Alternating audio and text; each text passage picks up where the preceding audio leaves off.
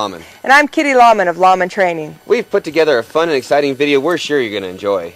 Tools, tips, and tricks of the trade has been put together for the practical horseman, with tools, tips, and some old-timer tricks. Let's get going.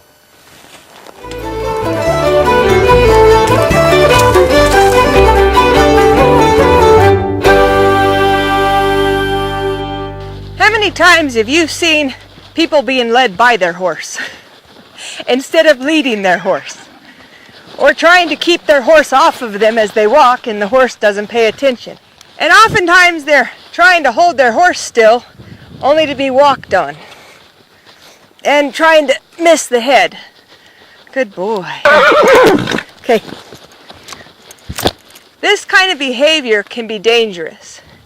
So what we want to do is show you some tricks to help you take care of this if you find yourself in this situation. A horse, especially a big one, should respect your space, and you should expect them to respect it. Now most people will take their horse in, try to tie them solid in the trailer, but you can see how squished Rick is. If this horse reacted or panicked and went to pull back, Rick would be trapped and could be thrown underneath the horse and injured and possibly killed. So what we want to do is take the rope up and over the top. The horse is not tied. We can encourage him to move over with the panel or a swat of our hand. But if something happened, that horse could come out.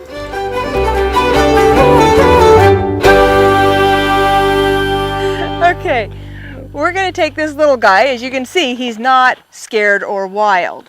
But this is what people often have, is a young colt that they really can't get a hold of. They can pet him, but as soon as you bring a halter out and try to catch him, he's going to try to run away. Oh boy, yeah. And that's common. And so oftentimes we think we need to keep chasing him, but when I quit chasing him, he came back.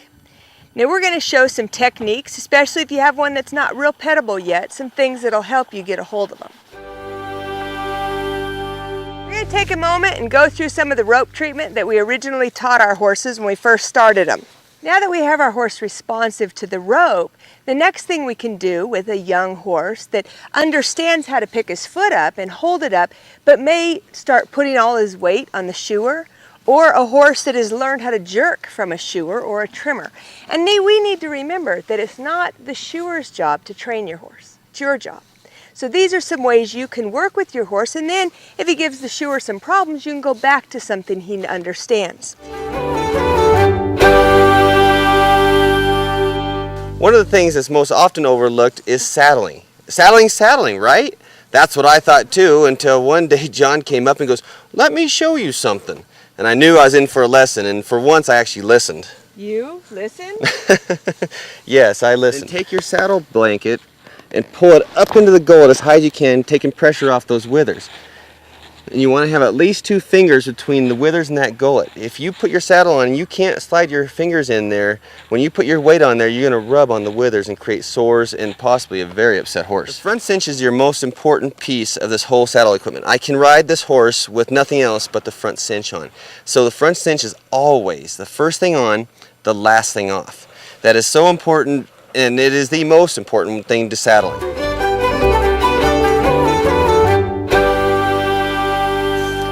Now I like to use a barrel when I have people practice their body position, because so often we ask our horse to turn and we stay here. Or we ask our horse to turn and we wonder why our horses just went right when we were going left. Okay, so this is where you can really see where your body is. I pick my feet up so they're not on the ground, and I want to think of twisting and taking my horse with me. See how that works? So if I want to go over this direction, I don't want to just look and tell my horse to go, or drop my hand, because that would also take my horse the wrong direction. I want my horse to come with me. Oh, don't step on that hat! And they just stepped on it. Or, oh goodness, there's another spot, don't step there. If you look at it, your horse will step on it.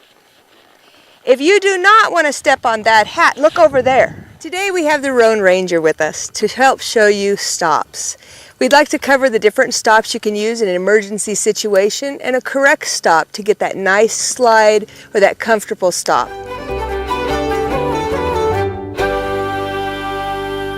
When you're thinking about heading to rough country, you want to prepare your horse in a safe environment. Always start out in an arena, start out slow and quiet. I want to teach my horse how to try.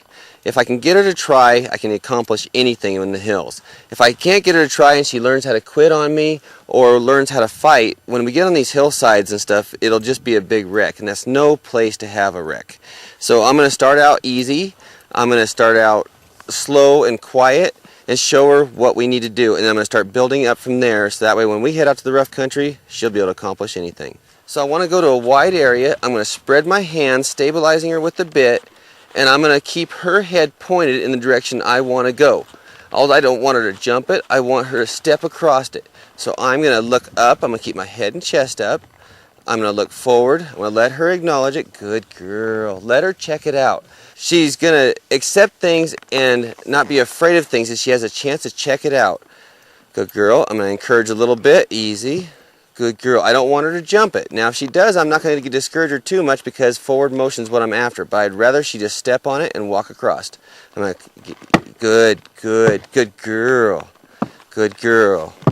Good. That was exactly what I want. Unfortunately, we don't always have the option of following a broke horse. But if our training is there, we just have to refer back to it. But if you approach the obstacles as you did in the arena, keeping your head and chest up, looking forward, always at least 10 feet in front of your horse or more, and encourage your horse gently and increase pressure if they back until they come back forward, and then release the pressure and reward them for doing a job well. A seasoned trail horse will take care of even the youngest member of the family, safely, carefully, making all the right moves to keep everyone safe.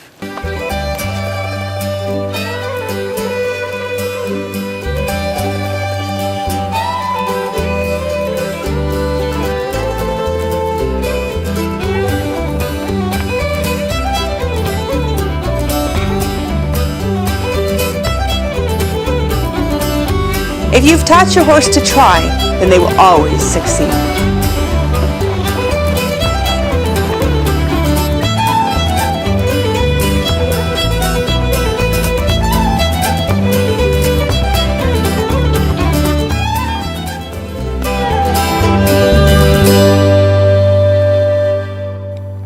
We'd like to give you an introduction on the sport of mounted shooting, as well as showing you how to gun train your horse.